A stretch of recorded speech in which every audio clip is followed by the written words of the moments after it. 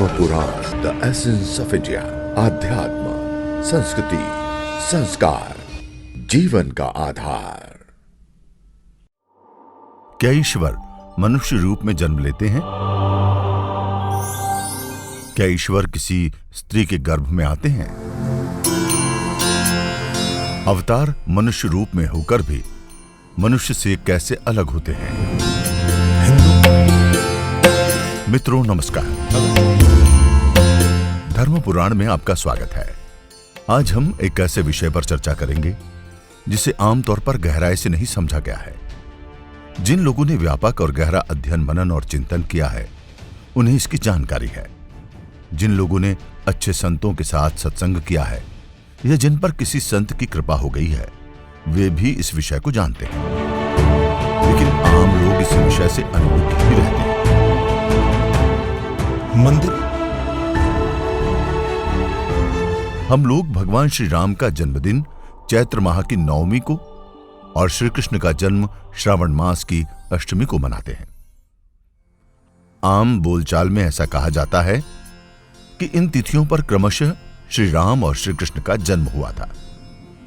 लेकिन प्रश्न ये उठता है कि क्या ईश्वर अन्य मनुष्यों की तरह किसी स्त्री की कोख में जन्म लेते हैं? क्या वो मनुष्य रूप में रहकर भी अन्य मनुष्यों की तरह होते हैं? यदि नहीं, तो वो साधारण मनुष्यों से किस तरह अलग होते हैं? सनातन धर्म के अनुसार किन्हीं विशेष परिस्थितियों में ईश्वर का पृथ्वी पर अवतरण होता है, यानी वो पृथ्वी पर अवतरित होते हैं। वो अवतरित होते हैं, जन्म नहीं लेते।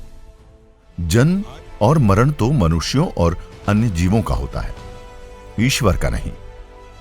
ये बात और है कि हमारी नासमझी में हम आजकल अपने मित्रों और संबंधियों के जन्मदिन पर बधाई देते हुए ये लिखने लगे हैं कि अवतरण दिवस की बधाई हो। लेकिन यह अज्ञान है। मनुष्यों का जन्म होता है, अवतरण नहीं।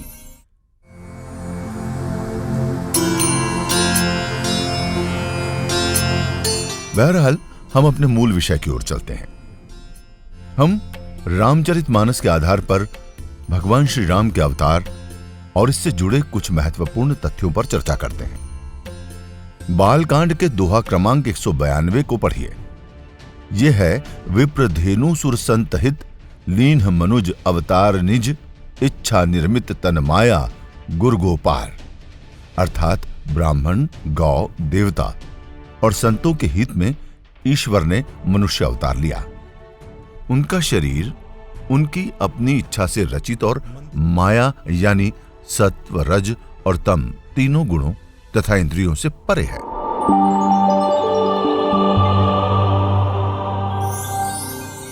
अवतर के समय जो छंद है वो है भय प्रकट कृपाला दीन दयाला। इससे सारी बातें स्पष्ट हो जाती। पहली बात तो ये कि उन्होंने जन्म नहीं लिया, बल्कि उनका अवतरण हुआ।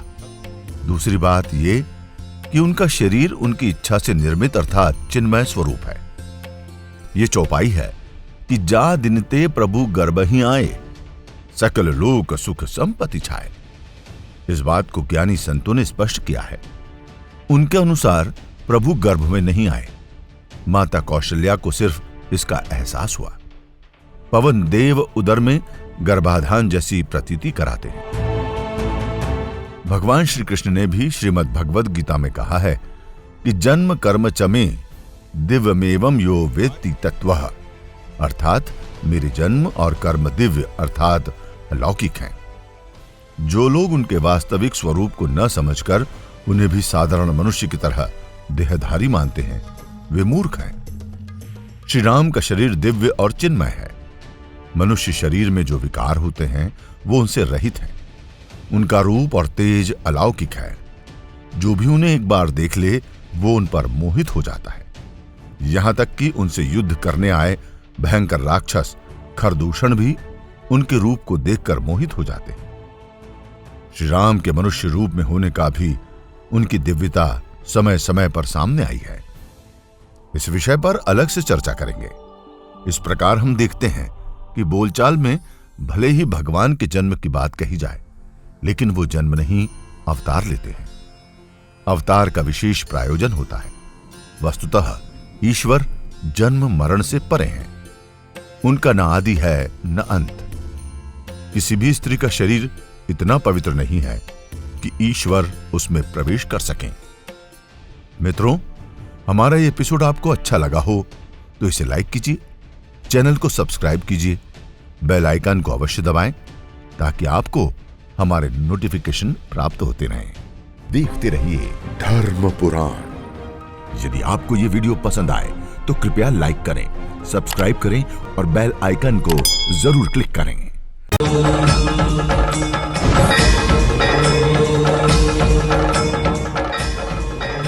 धर्म पुराण, द एसेंस ऑफ इंडिया। आध्यात्म, संस्कृति, संस्कार, जीवन का आधार।